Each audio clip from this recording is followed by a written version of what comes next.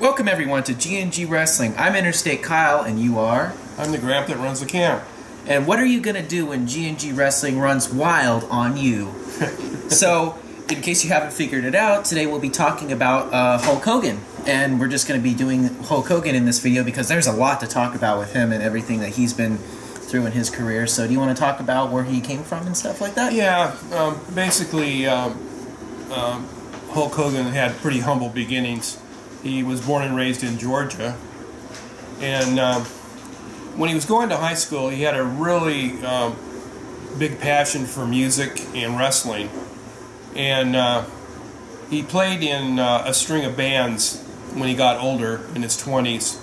He was a really accomplished bass player. Most people don't know that, and to this day he still plays the bass.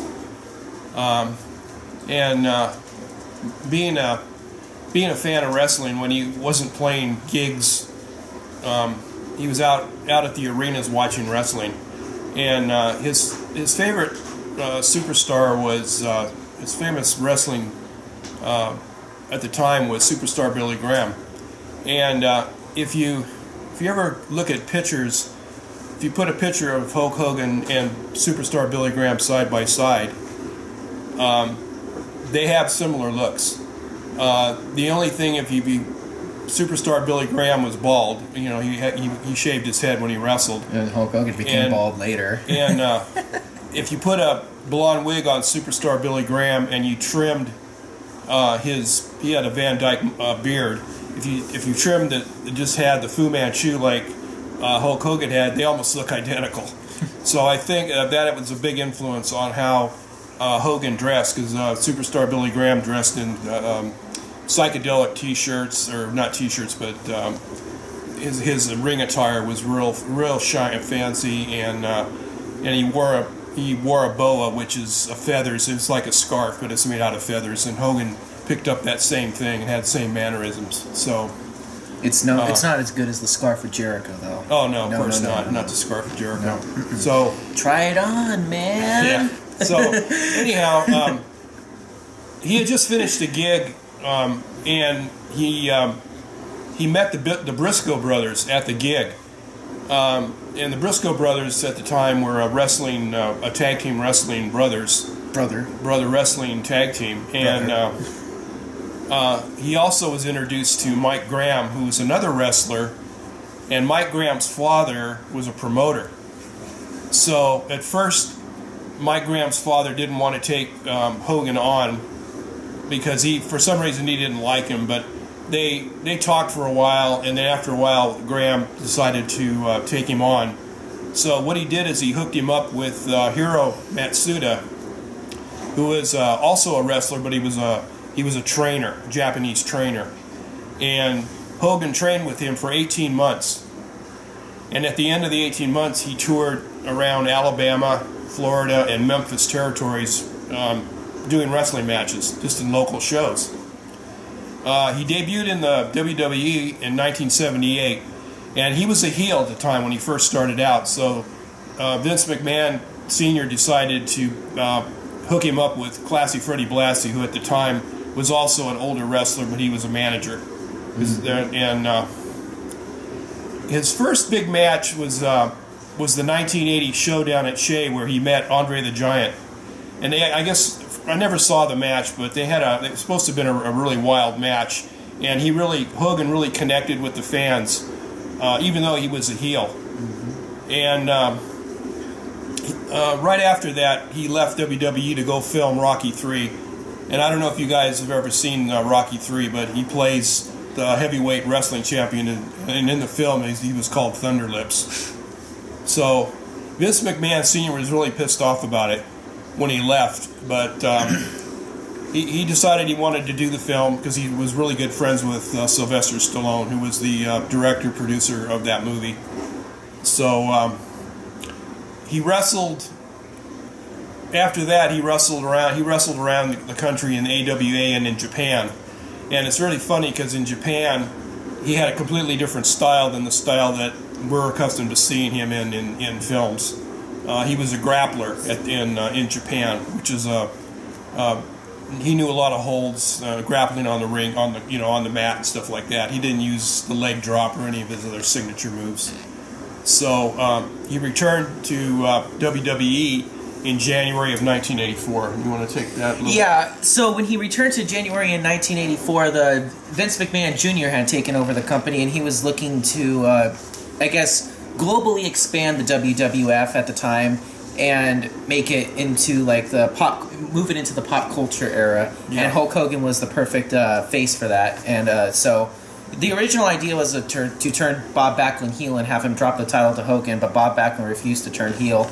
So transitional champion in the Iron Sheik became necessary, and in late January of 1984, Hulk Hogan defeated Iron Sheik, and the Hulkamania had begun. Yeah, an interesting sidebar about that is that's what Gorilla Monsoon was the commentator at that match, and at the end of the match, the fans were going crazy for Hogan, and that's when Hulkamania. That's when he said Hulkamania started. So that's pretty interesting. Also, one little sidebar about Matsuda, the trainer. He also trained some pretty famous wrestlers also, and I just want to let just some of the wrestlers that he trained was Paul Orndorff, which is Mr. Wonderful, Scott Hall, Chico, Lex Luger, meh, Cowboy Bob Orton, and Ron Simmons, who was JBL's tag team partner. Damn. So it's just kind of interesting. This guy was a pretty famous trainer back in the day. Damn. So, okay. That was a point on Ron Simmons. Damn. Ron Simmons. Okay. So yeah, he won the title in January 1984, and he would hold it for 4 years, which is the third longest WWE title reign after Bob Backlund and Bruno Sammartino. And so around March of 1985, it was the first ever WrestleMania, and Hulk Hogan teamed up with Mr. T to take on the team of Paul Orndorff and Roddy Piper, and Bob Orton was like the manager or whatever in that match. And this really set the bar for the WWE at the time, because Vince McMahon basically gambled on the first WrestleMania. He put everything he had into it. If it failed, then the company would have most likely went bankrupt, and it would not exist to this day. But if it was a success, then the rest is history, like it is. And also, this was the first time that they had used a celebrity in a wrestling match. Mr. T was the first celebrity. In the WWF. In the WWF. Do not forget, what's his name? Andy Kaufman and Jerry Lawler feuded in the 70s. That was really the first. I mean, somebody of significance. In the WWF. Let's go with that. So the first one of significance was Mr. T. And so it was with the help of Mr. T, Hulk Hogan really helped put WrestleMania on the map. Yeah. And WrestleMania 1, I mean, at the time, it was a good show. At the time. I mean, it was the first WrestleMania. You can't really have too many standards or whatever. WrestleMania 2 was really below average. I mean... Yeah, they tried something weird. They had shows in three different cities. It was New York, Chicago, and Los Angeles. And, well... It was weird. Hulk Hogan and King Kong Bundy, I mean... For main event of WrestleMania, I mean, but it wasn't until really WrestleMania 3 that you finally got the a true main event feel of WrestleMania, and Hulk Hogan's legendary feud with Andre the Giant at WrestleMania 3 helped put supposedly 93,000 people in the Silver Dome. I don't know if it was actually 93,000. There's a lot of reports saying that it was actually around 78,000, but we all know that they like to exaggerate numbers. Yeah, unfortunately. WWE does that. If they can't fill a stadium, then they'll try to give away tickets, or they did that. No, the thing is that it was sold out. I think they just inflated the number, because back then Hogan and Andre, that was a money match. Yeah, Andre was billed as undefeated for 15 years, and Hogan had been champion for 3 years, so. Yeah. It was like the immovable, as Gorilla Monsoon, I think it was Gorilla Monsoon, the irresistible force meets the immovable object. Yeah, and that was the match that Hogan actually body slammed Andre the Giant. Yes. And that was pretty impressive, because Andre the Giant at that time was 500, I think it was like 550 pounds, somewhere in that neighborhood. Yeah. So he tried it. He tried it the first time and couldn't get him up, but then towards the end of the match, he was able to actually body slam him, and then he used his leg drop to win the match. Yeah, and WrestleMania 3 really, in my opinion, cemented Hulk Hogan as like the #1 guy in wrestling, period, at the time. Like, because he defeated Andre the Giant, who also, you know, like he was well respected and stuff. Yeah, like that was the largest paying audience in WrestleMania history at the time. And here's an interesting sidebar: in the Michigan area, WWE they excluded the pay-per-view in that area so that the whole state of Michigan couldn't watch the match on pay-per-view. So if you wanted to see the match, you had to come to the stadium, and that's how they got to fill the stadium. It was pretty crappy to do that, but that was just another one of Vince. Vince McMahon's pretty smart, you know. He wanted to fill the stadium, so what do? You don't let the state of Michigan watch it on pay-per-view. They blacked it out, and they do that they still do that to this day in sports. They'll black out an area if they don't fill a stadium, especially in football. You know, if they don't fill a stadium, then they black it out. You can't see it on TV. So okay. So Hulk Hogan's feud with Andre the Giant would continue throughout that entire year. It helped bring about the first SummerSlam in 1987, as well as the first Survivor Series, and then the first Royal Rumble in 1988. So WrestleMania 3 was really the launching point of the big 4 pay-per-views that we still see to this day. And Hulk Hogan was a big draw in making those initial pay-per-views a success with the inaugural WrestleMania in 85, the inaugural SummerSlam in 87, as well as the inaugural... Wait, was there a SummerSlam in 87? I am not too sure on that. Do not quote me on that. I'm not sure if the first SummerSlam was in 87 or 88. You guys can probably correct me in the comments, as I'm sure you will. But I know the first Survivor Series was in 1987, as well as the first Royal Rumble was in 1988, which Hacksaw Jim Duggan would win. Yeah, so Hogan was the forerunner. He's the guy that pretty much started the superstar guy. That's he was the guy that you had to try to break the glass ceiling if you were going to go. He was the big draw, and he was good. He had really good charisma with the fans. He was very good at selling the match. Right. He was very, very good. Exceptionally good. Like, he had you believing he was in pain and everything like that. Yeah, he could sell a match, and he did a really good job. And then you got people like Roman Reigns who are sleeping in their match. Anyways, so after... and don't forget that the rematch between Hulk Hogan and Andre the Giant at the inaugural main event, or whatever it was watched by over 33 million people, which I think is the most watched North American wrestling match in history. Yeah, that was. And in that match, it was where Hogan's 4-year-long title reign finally came to an end under controversial circumstances, which set up the next storyline, which Hulk Hogan would be involved in for an entire year, where Randy Savage won the WWF Championship at WrestleMania 4 at the Trump Plaza, and then Hulk Hogan would align with Randy Savage, and they would be known as the Mega Powers. And this storyline would go on for an entire year, all the way to WrestleMania 5, where they would start out as partners and wrestle together, and then Randy Savage would start getting jealous of Hulk Hogan's feelings for Miss Elizabeth, and then Randy Savage would eventually turn heel and turn his back on Hulk Hogan, and then Hulk Hogan would come back and challenge Randy Savage for the WWF Championship at WrestleMania 5, also held at the Trump Plaza.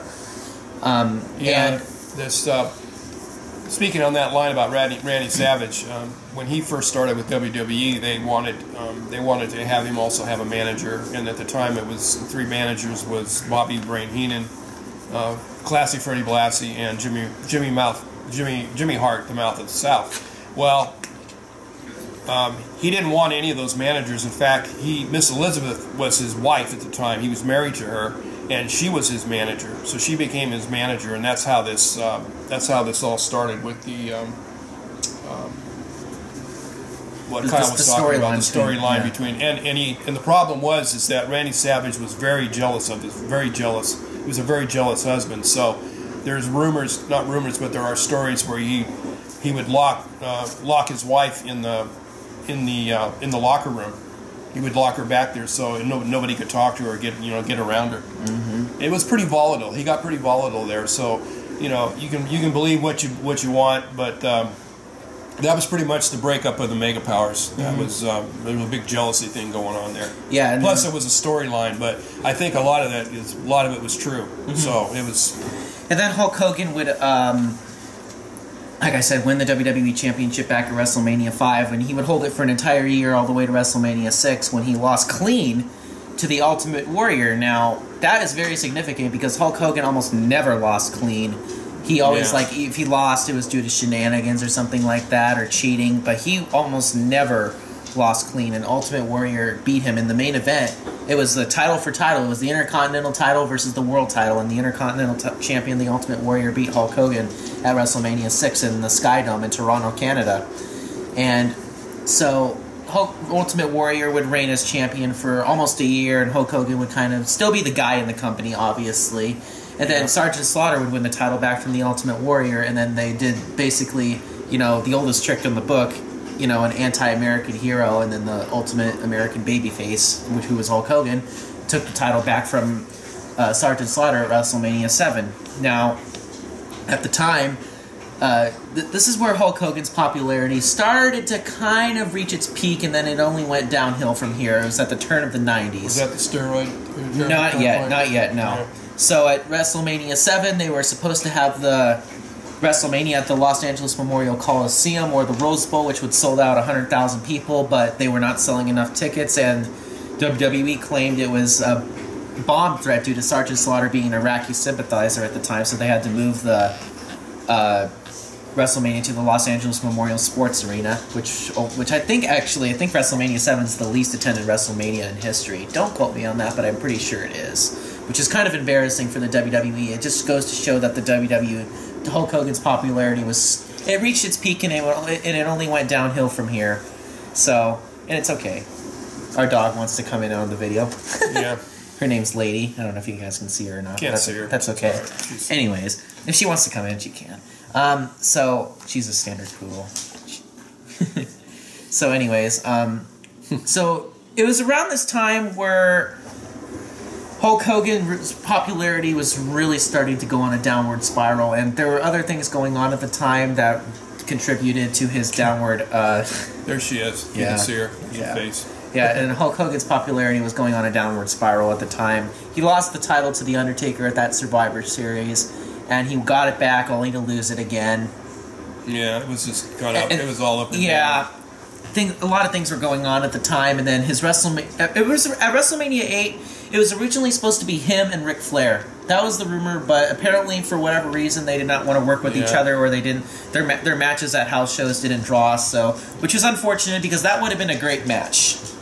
Like the real world champion Ric Flair versus the WWE champion Hulk Hogan, and there was some kind of friction, and I think it was if I had to guess, it was probably some political thing between Hogan at that time was. There was all the politics going on with Hogan, and I'm sure Ric Flair being Ric Flair, there was some politics. It was probably an issue over money or something, or who's going to get the top billing, and because that's all based on how you get paid. Is your billing in these WrestleManias? Mm-hmm. The higher up you go, the more money you get. And of course, Hulk Hogan would main event WrestleMania 8 against Sid Vicious, which it's kind of funny because leading up to that, Sid Vicious would eliminate Hogan from the Royal Rumble and actually get cheered. So Hulk Hogan's was starting to get almost a mixed reaction, almost like he was starting to overstay his welcome.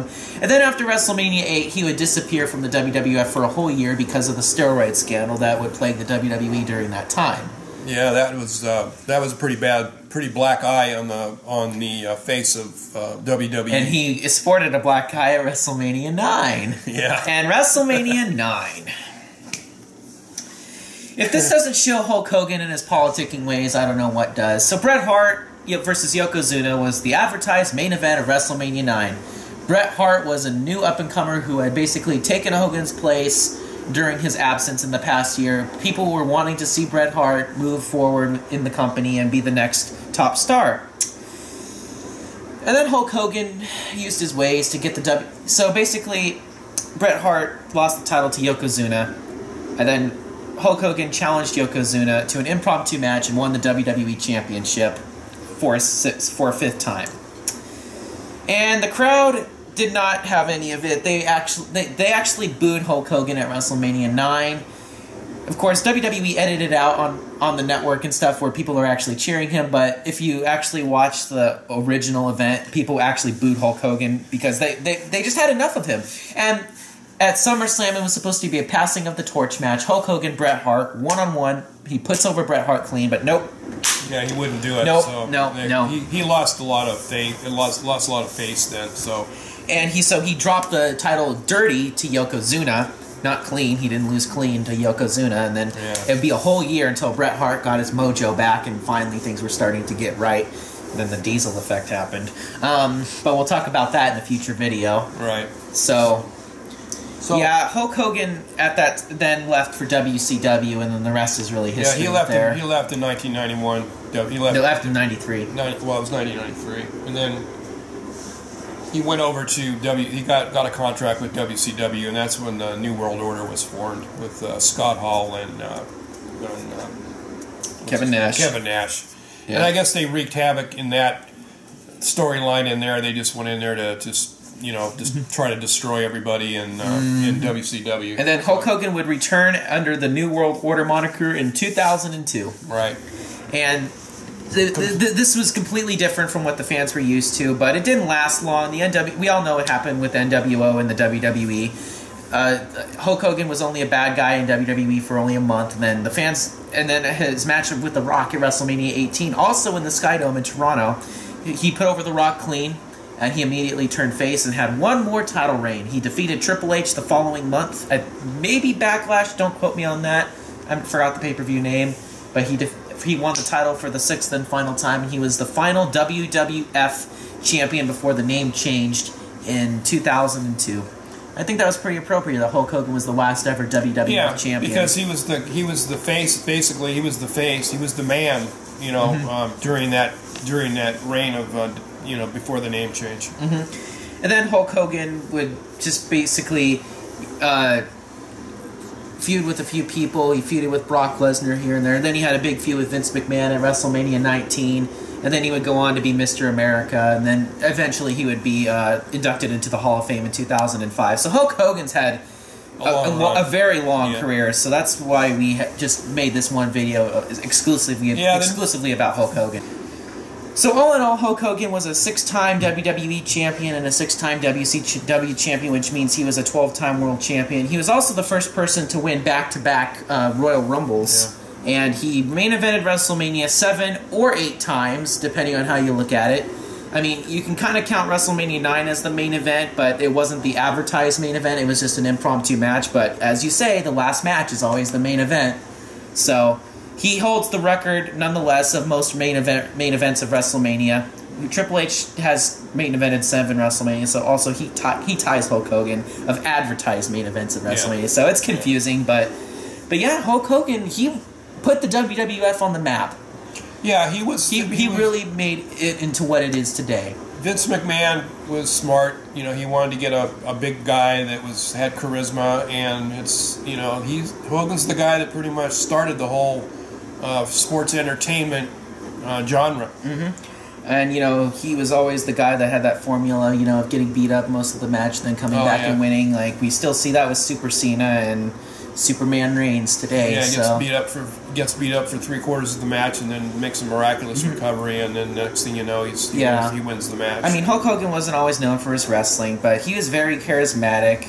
He's up until Steve Austin, he sold the most merchandise. He sold out the most arenas. Yeah. He really. I mean, if there's a Mount Rushmore of wrestling, Hulk Hogan's got to be on it. I mean, he really cemented his legacy in the world of wrestling. Like I said, he was the forerunner. He was the forerunner for the sports entertainment genre when they went from Vince McMahon Sr. and Vince Jr. took over made it into sports entertainment. So who do you think is more responsible for the success of the WWF, Hulk Hogan or Vince McMahon? The age-old question. I think Vince McMahon was a I don't necessarily agree with what he does. Some of the stuff he does is pretty stupid to me, but he is a genius when it comes to moving the company forward into the future, and he knows he made a really good call by starting it as sports entertainment, and he's pretty smart when it comes to, he likes big sweaty men, so he likes the big guys, and Hogan fit that bill at the time, and he was the perfect guy to bring along and put him in that first role, and it worked. If it wouldn't have worked, he probably would have went bankrupt. The company would have went bankrupt, but it worked, and Hogan did a good job for the 10 years that he was on top, and they're still using the same formula to this day. I may not agree with it, but it seems to work. But Hogan was the forerunner. He was the first guy that I guess you call the man that started it all. And then, of course, like Kyle said, you had Steve Austin come up behind. You had The Rock, of course. And then there was a gap for a while, and I'm not sure who the next. I guess you could. Triple H, between Cena and between Rock and Cena, you could say Triple H.